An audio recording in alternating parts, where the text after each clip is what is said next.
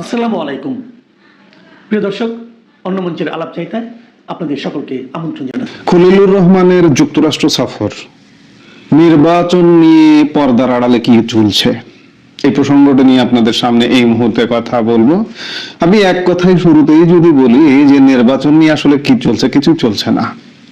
নির্বাচন হয়ে যাবে, আমি বরাবরই বলেছি, এখনো বলছি যে নির্বাচন যে কোনো ভাবেই হয়ে যাবেই। এটাই হচ্ছে ইউনূস সরকারের এজেন্ডা। একপাক্ষিক একতরফা নির্বাচন করাটাই ইউনূস সরকারের মূল এজেন্ডা। বহুপাক্ষিক নির্বাচন করা কিন্তু ইউনূস সরকারের কোনো লক্ষ্যই নয়। কারণ ইউনূস সরকার, ইউনূস জানে যে বহুপাক্ষিক নির্বাচন যদি করতে হয় তাহলে পরিস্থিতি তাদের বিরুদ্ধে যাবে। কাজেই ডক্টর ইউনূস সহ ইউনূস পরিষদে যারা আছেন তারা কোনোভাবেই চাইবেন না যে বহুপাক্ষিক বা অন্তর্ভুক্তিমূলক নির্বাচন হোক, হয়ে আওয়ামী লীগ জিতুক এবং ডক্টর ইউনূস ফেঁসে যান। এটি কোনোভাবেই চাইবে না। কাজেই খলিলুর রহমান বিদেশ সফর নিয়ে বা মার্কিন যুক্তরাষ্ট্র সফর নিয়ে আলাপ আলোচনা চলছে যে বাংলাদেশের নির্বাচন নিয়ে খলিলুর রহমানকে মার্কিন প্রশাসন তাদের চূড়ান্ত অভিমত জানিয়ে দেবে।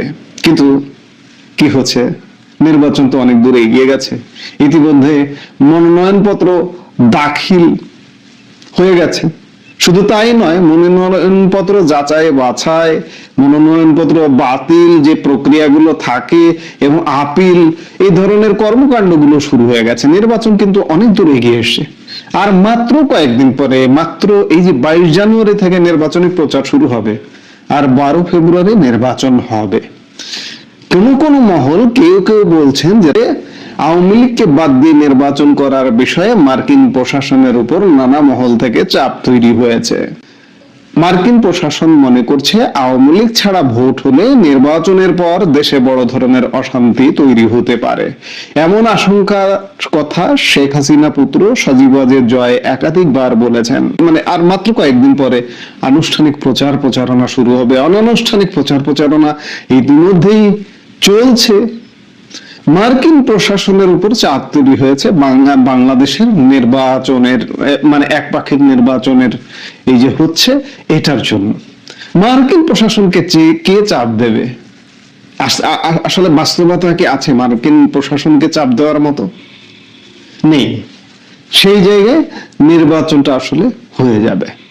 খলিলুর রহমান আসলে মূলত গেছেন, তিনি প্রথমত মার্কিন নাগরিক, তার পরিবার পরিজন মার্কিন যুক্তরাষ্ট্রে থাকে, সেটি একটা বিষয়। আর অফিসিয়াল যেগুলো বিষয় সেগুলো হচ্ছে বাংলাদেশের বাণিজ্য, বাংলাদেশের ভিসা ইত্যাদি বিভিন্ন কাজে গেছেন।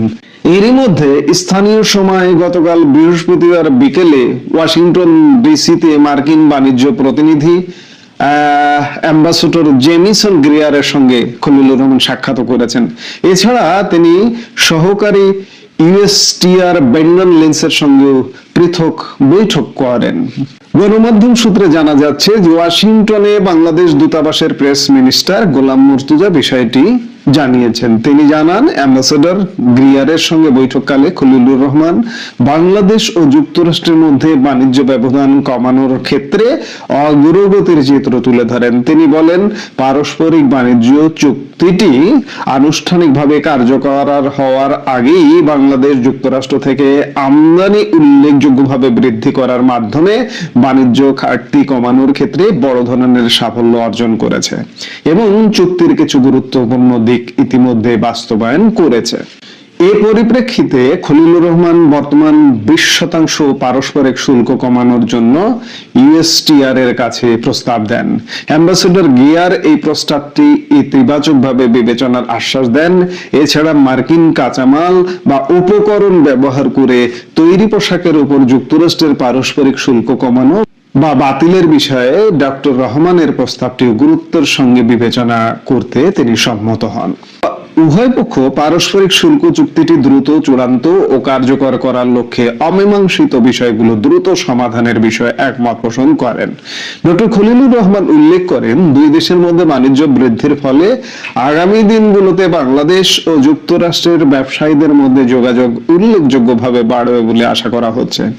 সাম্প্রতিক বাংলাদেশকে ভিসা বন্ড এর অন্তর্ভুক্ত করার প্রেক্ষাপটে তিনি অ্যাম্বাসেডর গ্রিয়ারকে তার প্রভাব খাটিয়ে বাংলাদেশিদের জন্য ব্যবসায়িক ভ্রমণ সহজ করার আহ্বান জানান। খলিলুর রহমান এই সুযোগে বাংলাদেশের বেসরকারি খাতের জন্য ডিএফসি অর্থায়নের সুযোগ প্রদানেরও অনুরোধ করেন।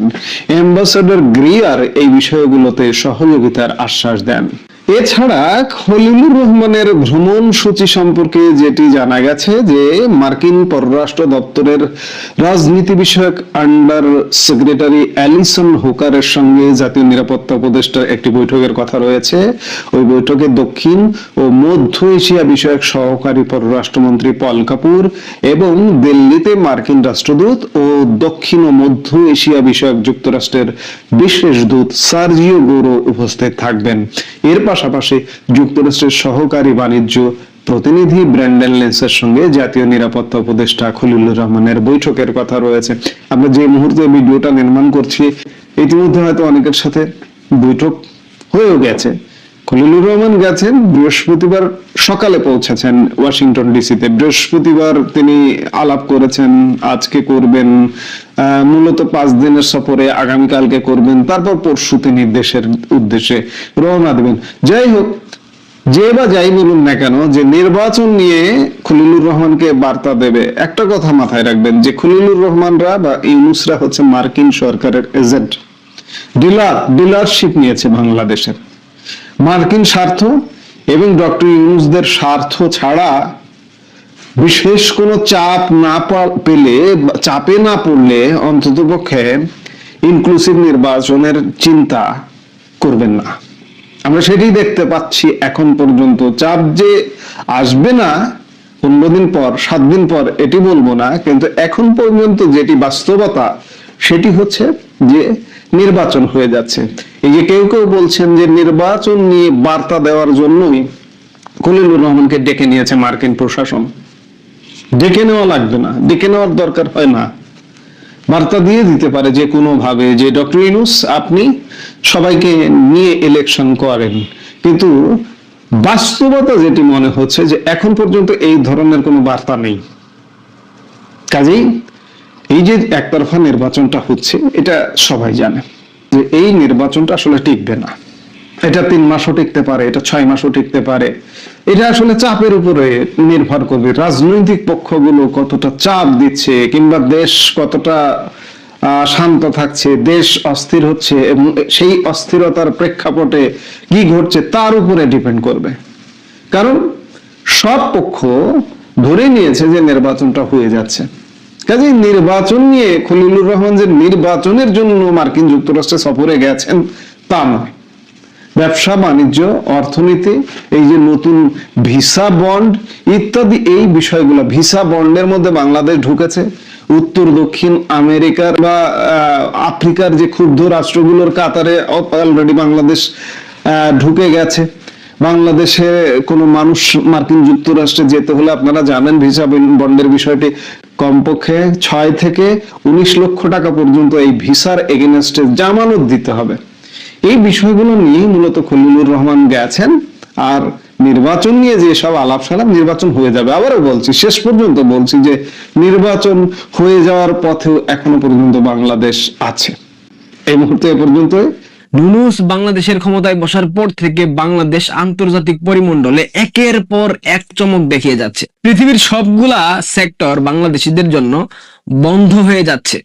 আপনারা বিশেষ করে জেনজি প্রজন্মরা, তোমরা লন্ডনে গিয়ে পড়াশোনা করবা না, তোমরা লস অ্যাঞ্জেলস ক্যালিফোর্নিয়াতে গিয়ে পড়াশোনা করবা না, তোমরা সুইজারল্যান্ডে যাবা না, তোমরা এইখানে সেইখানে যাবা না, তোমাদের সে যাওয়াকে পং করে দিয়েছে সুদখোর মোহাম্মদ ইউনূস। কালের কণ্ঠ একটা সংবাদ প্রকাশ করেছে, যেটা আমরা আগে থেকে জানতাম। আমি অনেকবার বলার চেষ্টা করেছি, বারবার আমি বলি যে আমরা যারা বাংলাদেশি পাসপোর্ট হোল্ডার, এই পাসপোর্টটাকে যখন পৃথিবীর বিভিন্ন সভ্য রাষ্ট্রের ইমিগ্রেশনে দেওয়া হয় কি পরিমাণ হ্যাসেলের সম্মুখীন হইতে হয় আপনাদের কোনো আইডিয়াই নেই, যারা জানেন না। আর যারা সম্মুখীন হয়েছেন তাদের ব্যাপারটা ভিন্ন। বাংলাদেশি পাসপোর্ট দেখার পর পৃথিবীর বিভিন্ন প্রান্তের যারা ইমিগ্রেশন কর্মকর্তা আমাদের দিকে এমন ভাবে তাকায় মনে হয় আমরা এক একটা চিড়িয়াখানার জোকার। মানে আমাদেরকে মানুষ তারা মনে করে না। এটাই হচ্ছে গিয়া নুনুস ম্যাজিক। আসেন কালের কণ্ঠ কি সংবাদ প্রকাশ করেছে একবার দেখেনি বসুন্ধরা গ্রুপের মিডিয়া, তো একটু দেখা উচিত। বিদেশিদের দ্বার বাংলাদেশিদের জন্য ছোট হয়ে আসছে, ঘোষণা ছাড়াই বন্ধ হচ্ছে অনেক দেশের দরজা, ভিসা দিচ্ছে এমন দেশও ধীরগতিতে কাজ করছে। বাংলাদেশের পাসপোর্ট দিয়ে এখন টুরিস্ট ভিসার জন্য থাইল্যান্ডে অ্যাপ্লাই করলেও থাইল্যান্ড রিজেক্ট করে, যেটা আগে কখনোই করতো না। বাংলা পাসপোর্ট দিয়ে আপনি এখন উগান্ডার জন্য যদি অ্যাপ্লাই করেন ভিসা সেন্টারে গিয়ে, ওইটাও আমার মনে হয় না পাবেন, কারণ পাকিস্তানিরা পৃথিবীর বুকে যেভাবে জঙ্গি তৎপর ব্যর্থ রাষ্ট্র হিসেবে সুপরিচিতি পেয়েছে, ঠিক সেই দিকে আগাচ্ছে বাংলাদেশের বর্তমান অন্তর্বর্তীকালীন সরকারের নেতৃত্বে পূর্ব পাকিস্তান। এটাকে আমি এখন বাংলাদেশ বলতে পারি না, কারণ বাংলাদেশের জায়গায় এটা আসলে নাই। এই মুহূর্তে বাংলাদেশে নির্বাচিত সরকার ক্ষমতায় আসার পরেও বাংলাদেশ স্থিতিশীল হবে না, স্বাভাবিক হবে না। যদি আওয়ামী লীগ ক্ষমতায় বসে, আওয়ামী লীগও পারবে না বাংলাদেশ স্থিতিশীল করতে, স্বাভাবিক করতে, কারণ সেই পরিস্থিতিতে নাই। শুধুমাত্র শেখ হাসিনাকে সরানো হয়েছিল জামাতকে ক্ষমতায়িত করার জন্য, বিএনপিকে ক্ষমতায় নিয়ে আসার জন্য, কখনোই না। বাংলাদেশকে একটা ব্যাটেলড গ্রাউন্ড বানানোর জন্য, অর্থাৎ আন্তর্জাতিক যে পরাশক্তিগুলো আছে তারা খেলাধুলা করবে দক্ষিণ এশিয়াতে, আর এই খেলাধুলার মাঠ হবে বাংলাদেশ, এবং সেটাই করেছে মার্কিন deep state, ISI, CIA, whatever. আজকে একটা ভবিষ্যৎবাণী করে যাই, আগামী 1 যুগ পর বাংলাদেশের মানুষ, বিশেষ করে মায়েরা তাদের ছোট ছোট সন্তানদেরকে শোনাবে শেখ হাসিনার উন্নয়নের গল্প, অগ্রগতির গল্প। শেখ হাসিনাকে বাংলাদেশের মানুষ দেবীর মতো শ্রদ্ধা করবে। আমি বলে গেলাম, আমার গায়ের লোম দাঁড়িয়ে গেছে, আপনারা মিলিয়ে নেবেন। বাংলাদেশ যেভাবে ব্যর্থ রাষ্ট্রের দিকে আগাচ্ছে, যেভাবে বাংলাদেশকে পরিকল্পিতভাবে ব্যর্থ রাষ্ট্র করার জন্য সর্বোচ্চ প্রচেষ্টা চালাচ্ছে সুৎখুর ইউনূসের নেতৃত্বাধীন অন্তর্বর্তীকালীন সরকার, সহায়তা করছে বিএনপি, সহায়তা করছে জামাত এবং অন্যান্য রাজনৈতিক সংগঠন, আপনারা প্রত্যেকেই একটা সময় এমন পস্তাবেন, আর সেখান থেকে ফিরে আসার কোনো সম্ভাবনা বা কোনো সুযোগ বা কোনো পথ খোলা থাকবে না। সেদিকেই বাংলাদেশ আগাচ্ছে। আমি আবার বলতেছি, শেখ হাসিনার উন্নয়ন অগ্রগাথা, নারী ক্ষমতায়ন, বাংলাদেশের মানুষকে স্থিতিশীল রাখা, আইন শৃঙ্খলা, সবকিছু নিয়ে বাংলাদেশের মানুষ, বিশেষ করে মায়েরা একসময় তার ছোট ছোট বাচ্চাদেরকে এই হাহাকারপূর্ণ পরিবেশে গল্প শোনাবে যে শেখ হাসিনা আমাদের মাথার উপর বট গাছের মতো ছিল, শেখ হাসিনা আমাদের মাথার উপর দেবীর মতো ছায়া দিয়ে আমাদেরকে আগলে রেখেছিল, একটা অসভ্য জাতিকে সভ্য বানানোর জন্য সর্বোচ্চ চেষ্টা করেছিল বাংলাদেশ আওয়ামী লীগ। কিন্তু আমরা বাঙালিরা সেটাকে মূল্যায়ন করি নাই, আমরা তাকে দেশ থেকে বাধ্য করেছি। ইরাক, লিবিয়া, ইয়েমেন, সিরিয়া, এই দেশগুলোর গল্প আপনারা জানেন তো, আফগানিস্তান। একটা সময় 80-র দশক কিংবা 90 দশকে এই দেশগুলো অনেক উন্নত পর্যায়ের দেশ ছিল, এই দেশগুলার স্থিতিশীল অর্থনীতি ছিল, এই দেশগুলাতে মানুষের জনজীবনের যে একটা যাত্রার যে একটা মান, সেটা খুব স্বাভাবিক ছিল, মানুষ খুব স্বাচ্ছন্দ্যে সুখে বসবাস করত। ইরাকের উদাহরণটা টানেন, সাদ্দাম হুসাইন, লিবিয়ার গাদ্দাফি। সাদ্দাম হুসাইনকে পরিকল্পিতভাবে মার্কিন ডিপ স্টেট হত্যা করলো, এরপর ইরাক কোথায় গিয়ে ঠেকেছে ভাবতে পারছেন? বাংলাদেশেও ঠিক একই ফর্মুলা অ্যাপ্লাই করা হয়েছিল, বঙ্গবন্ধু কন্যাকে হত্যা করার পরিকল্পনা করা হয়েছিল, কিন্তু ভাগ্যের জোরে প্রতিবেশী বন্ধু রাষ্ট্র ভারতবর্ষের সহায়তায় তিনি প্রাণে বেঁচে গেছেন। কিন্তু বাংলাদেশটা ধ্বংস হয়ে গেছে, একথা মানেন আর না মানেন, বাংলাদেশ কিন্তু নাই। বাংলাদেশের স্বাধীনতা, সার্বভৌমত্ব আপনারা যদি এখনো ভেবে থাকেন অক্ষত আছে, আমি কখনোই বিশ্বাস করি না, আর এটা বিশ্বাস করার মতো কোনো কথা না। একটা স্থিতিশীল রাষ্ট্র, একটা তলাবিহীন ঝুড়ি যে রাষ্ট্রকে আখ্যা দেওয়া হতো, সেই রাষ্ট্রকে মধ্যময়ের দেশে পরিণত করেছেন বঙ্গবন্ধু কন্যা শেখ হাসিনা। মেট্রো রেল, পদ্মা সেতু থেকে শুরু করে অসংখ্য ইনফ্রাস্ট্রাকচারাল উন্নয়ন করেছেন, যেগুলা স্বাধীনতা পরবর্তী বাংলাদেশের ইতিহাসে কখনো হতো না। বাংলাদেশের নারীদের জন্য বিভিন্ন ভাতার বন্দোবস্ত করে দিয়েছেন, বিধবাদের জন্য ভাতা, মুক্তিযোদ্ধাদের জন্য ভাতা, গৃহহীনদের জন্য আবাসন প্রকল্প। কি করেন নাই তিনি একটা জিনিস ভুল করেছেন, তিনি এই দেশটাকে এগিয়ে নিতে গিয়ে তিনি তার দলটাকে অন্তঃসার শূন্য করে ফেলেছেন। তিনি বাংলাদেশ আওয়ামী লীগের প্রতি কখনো ভাবেন নাই, তিনি সবসময় ভেবেছেন, যেমন ব্রড মাইন্ডেড বঙ্গবন্ধু কন্যা, বঙ্গবন্ধুর মতো, যে আমি আমার দেশকে উন্নত করতে চাই, আমি আমার দেশটাকে এমন একটা পর্যায়ে নিয়ে যেতে চাই, আমি আমার দেশের অর্থনীতিকে এমন একটা অবস্থায় নিয়ে ফেলতে চাই যাতে দেশের মানুষ এক বেলাও না খেয়ে থাকে, যাতে দেশের মানুষ কখনো চিকিৎসা সেবা থেকে বঞ্চিত না হয়। তিনি এই বন্দোবস্ত করে দিয়েছেন। তিনি কিন্তু অনেকটা করে ফেলেছিলেন, কিন্তু কি হলো, মাঝপথে এসে কিছু দেশীয় ষড়যন্ত্রকারী আন্তর্জাতিক চক্র এই দেশটাকে ধ্বংস করে দিল। আমার ভাবতে অবাক লাগে, এই প্রজন্মের প্রতি আমার ধিক্কার, ঘৃণা লাগে। তোমরা যারা ভেবেছিলে ডক্টর ইউনূস আন্তর্জাতিক খেলোয়াড়, ডক্টর ইউনূস বাংলাদেশের ক্ষমতায় বসছে, এটা বাংলাদেশিদের জন্য সৌভাগ্যের, তোমাদের অনুভূতিটা কি জেনজিরা আমাকে একটু বলবে?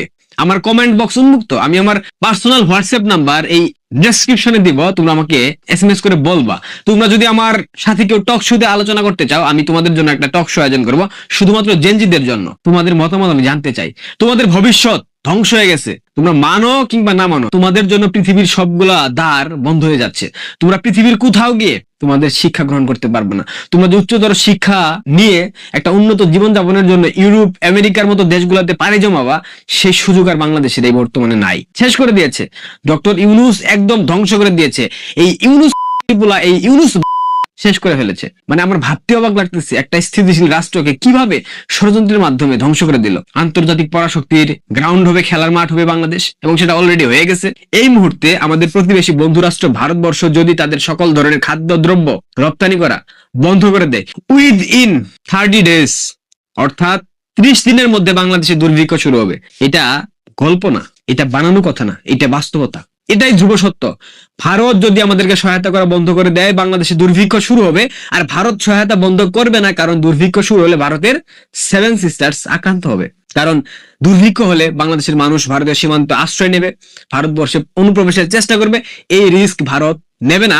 সে কারণে এখন পর্যন্ত ভারত বাংলাদেশকে সহায়তা করছে। বাংলাদেশের এত এত অপকর্মের পরেও বাংলাদেশ ভারতকে জানয়িতা করেছে। ভারতের জায়গায় যদি বাংলাদেশ থাকতো, বাংলাদেশের মতো অসভ্য জাতিগোষ্ঠী থাকতো, আমি নিশ্চিত ভারত দখল করে ফেলতো।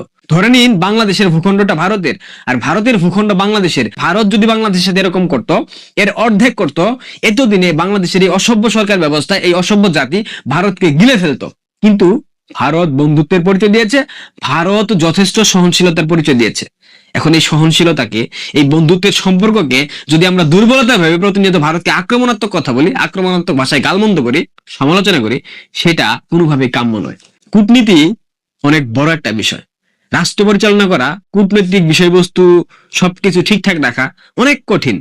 একটা নোবেল জয় করে সিরে আটি বেঁধেছে ডক্টর ইউনূস, তার মানে সে রাষ্ট্র পরিচালনা করতে পারবে এমনটা ভাবার কোনো কারণ নেই। এবং সেটা যারা ভেবেছিলেন তারা তো বুঝতে পারছেন এখন সুৎখুরি ইউনূস গুলা আসার পর কি ছিঁড়েছে বাংলাদেশের মানুষের। যাই হোক, ভালো থাকবেন। আর বাংলাদেশের জেনজিদের জন্য অনেক অনেক শুভকামনা। আমরা দেশে নাই, আমরা হয়তো আর কখনো বাংলাদেশে ফিরে যাবো না। তোমরাই থাকো তোমাদের দেশে, দেখো তোমরা কেমন লাগে তোমাদের। সুৎখুরি ইউনূস অনেক মজা ছিল না? সেই মজা এখন তোমাদের সামনে পেছনে সব দিক দিয়ে ঢুকিয়ে দেবে।